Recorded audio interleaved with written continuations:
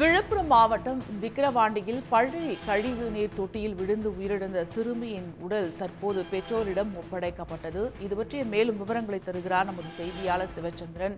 சிவச்சந்திரன், இந்த சம்பவம் தொடர்பான முழு விவரம். விக்கிரவாண்டியில் உள்ளது சென்ட் மேரிஸ் மெட்ரிக் மேல்நிலைப்பள்ளி.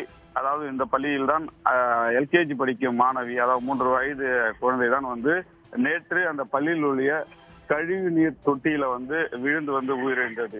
அதாவது உபாதை கழிப்பதற்காக சென்ற போது சுமார் ஒரு 15 நிமிடமாக அந்த குழந்தை மீண்டும் வகுப்பறைக்கு வரவில்லை. அதனைத் தொடர்ந்துதான் அந்த பள்ளி ஆசிரியை ஏஞ்சல் அந்த குழந்தையை தேடி சென்ற போதுதான் அந்த கழிவுநீர் தொட்டியில அந்த மூடி, அந்த இரும்பு தகரத்தால் செய்யப்பட்டிருந்த மூடி அதாவது தரம் குறைந்து காணப்பட்டதுனால உடைந்து அது உள்ளே விழுந்துள்ளது. அப்போது தேடி பார்த்தும் கிடைக்காதனால் அருகில் இருந்தவர்கள் பள்ளி பரிசெயர்களை அழைத்து வந்துதான் அந்த குச்சியால் தேடி அந்த உடலை உடலாக மீட்டு மருத்துவமனைக்கு எடுத்து சென்றனர். இது தொடர்பாக பாத்தீங்கன்னா பெற்றோர்கள் போராட்டம் செய்திருக்கிறதும் நேற்று நாம் பார்த்தோம். இதனைத் தொடர்ந்து அவருடைய அந்த குழந்தையின் தந்தை பழனிவேல் கொடுத்த புகாரின் பேரில், அதாவது சந்தேக மரணம் என்று ஒரு புகாரையும் கொடுத்திருந்தார்.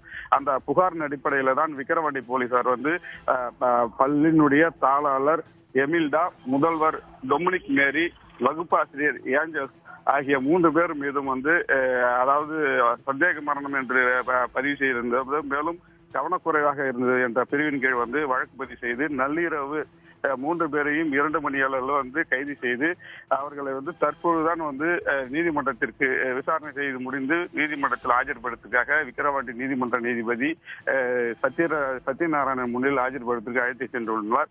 இதனைத் தொடர்ந்துதான் இந்த குழந்தையின் உடலானது பிரேத பரிசோதனைக்காக முண்டியாப்பாக்கத்தில் உள்ள விழுப்புரம் அரசு மருத்துவக் கல்லூரி மருத்துவமனையில் வைக்கப்பட்டது. இன்று காலை சுமார் ஒரு 8:15 மணிக்கு இந்த பிரேத பரிசோதனை மருத்துவ குழுவினர், அதாவது 3 பேர் கொண்ட மருத்துவ குழுவினர் மூலம் மருத்துவ கல்லூரி முதல்வர் கீதாஞ்சலி தலைமையில் ஒரு குழுவினர் தான் இந்த பிரேத பரிசோதனை செய்தனர். தற்போது பிரேத பரிசோதனை முடிந்து அந்த குழந்தையின் உடலானது அவருடைய பெற்றோர்களிடம், அதாவது குறிப்பா அந்த குழந்தையின் தாத்தா கார்மேகம், அந்த குழந்தையின் பெரியப்பா ஞானவேல் ஆகியோருடன் தான் தற்போது ஒப்படைத்து அந்த குழந்தையின் உடலை பெற்று சென்றுள்ளனர்.